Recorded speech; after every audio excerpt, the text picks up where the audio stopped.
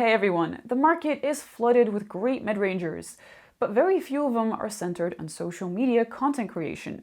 Enter the Vivo V21 5G. It has some of the best selfie videos in this price range, and the rest of the specs are really promising too. So if you're super into TikTok or long video calls, is this the phone for you? I'm Angie for GSM Arena, and this is our review of the Vivo V21 5G.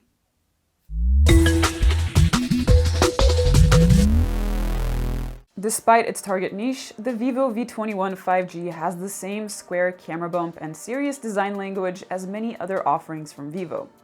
Of course, that's partially due to the dusk blue color, and you can always go for Sunset Dazzle or Arctic White if you want something more flashy. The back and frame are made of plastic, but it's premium to the touch. It's slim and easy to hold too, though you should know that it's not the easiest phone to keep clean. Sadly, there's also no mention of IP-rated protection or Gorilla Glass on the front. Speaking of the front, you'll see a 6.4-inch AMOLED with a small notch up top and decently sized bezels that are average for the class. At least the fingerprint reader sits under the display and it works well too. The screen has a 90Hz refresh rate, which we consider to be an entry-level high refresh rate. Don't get me wrong though, it's still a much smoother experience than sticking to 60Hz. You have 3 modes to choose from, and I recommend the 90Hz mode, as surprisingly, it delivers better auto management than the auto mode, and it drops the frame rate when you're not touching the display or when you're playing a video. Sadly, even in this mode, few games run at anything higher than 60 FPS. The panel has HDR10+ support and Widevine L1 certification. There's no Netflix HDR streaming yet, but it might be in the works. The phone is more than usable outdoors thanks to the good 761 nits of brightness we got in auto mode. There's a single speaker on the bottom of the phone, which is a bit disappointing because we have been seeing stereo speakers more and more in this price range. It only got average loudness on our audio tests, but on the bright side it never got screechy and vocals and dialogue are crisp.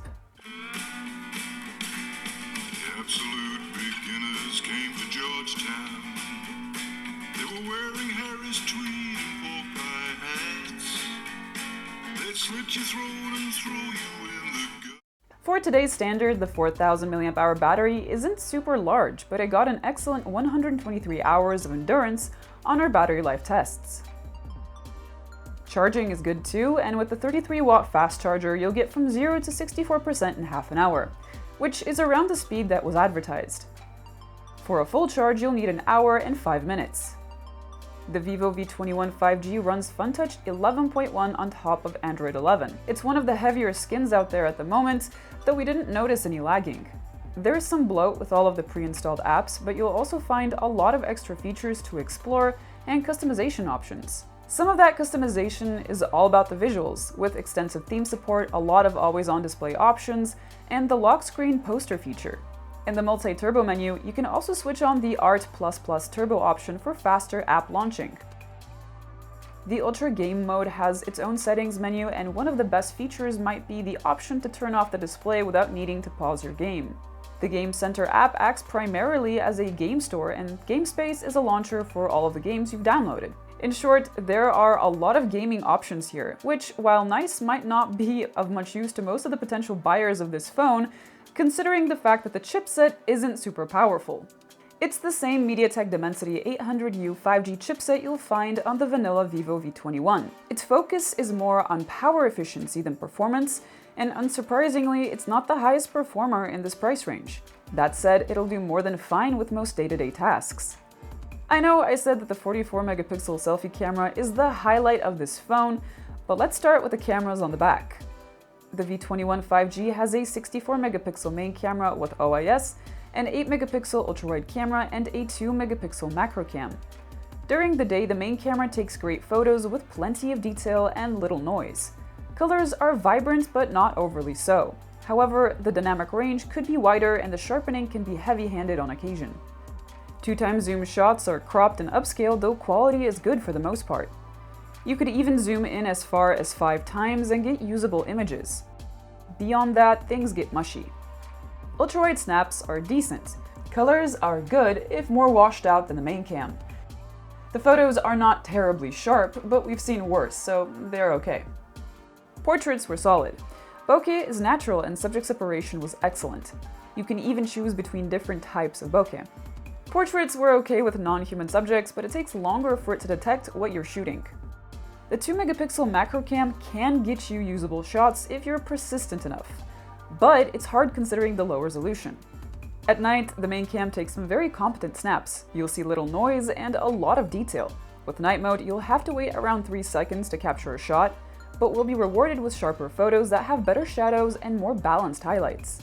Light sources are handled well. Photos from the ultrawide are dark overall and appear soft and smeared from up close.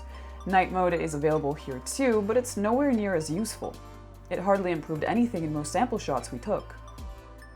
So we finally get to the highlight of the phone, the 44-megapixel selfie shooter on the front.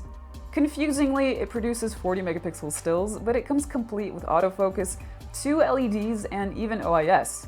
That's not something that you see every day. During the day, selfies have detail aplenty, along with great sharpness and natural colors. Selfie portraits could have better subject separation though, as the algorithm was occasionally tripped up by busy backgrounds. At night, detail is still great, but the autofocus struggled, which resulted in a lot of blurry selfies. The selfie LEDs aren't as game-changing as they sound on paper either. While they do work, so does the Aura screen flash system, which turns your screen white to illuminate your face. In any case, you'll have enough light to capture a good shot. The selfie camera captures 4K videos, and the footage was great. Videos are sharp with plenty of detail. Autofocus can misfire on occasion, and dynamic range could be better. But this is easily the best selfie video in this class. 1080p selfie videos offered extra stabilization that worked better than the ultra stable mode on the main cam. The only downside is a slight crop to the frame. And while we're on the topic of videos, the main camera on the back can shoot videos up to 4K at 30 FPS. With the main cam, colors are vibrant and the processing is mature. There's plenty of detail, a wide dynamic range, and good contrast. Reproduction of fine details like grass could be better though. The ultrawide cam is limited to Full HD videos. Color reproduction was very close to the main cameras, and contrast was good. Detail is lower than from the main cam, but it's good for an 8-megapixel snapper. If you're looking for the most well-rounded mid-ranger, well, this isn't it. The Redmi Note 10 has many of the same features for a lower price tag, and the Galaxy A52 5G is a very strong competitor with a faster chipset and a faster screen. However, it's clear that Vivo is targeting a particular niche, and in that sense, it does really well. The screen, chipset, and battery life are more than solid, and most importantly, selfie camera performance is unmatched in the price segment. If you're looking for top-of-the-line selfie videos on a mid-range budget, this is definitely one to consider. And if you're not really into 5G, you can always get the 4G version of the phone, which has pretty much identical hardware down to the cameras and the chipset, but obviously sold for a lower price tag. Thank you for watching everyone, stay safe, and I'll see you guys next time.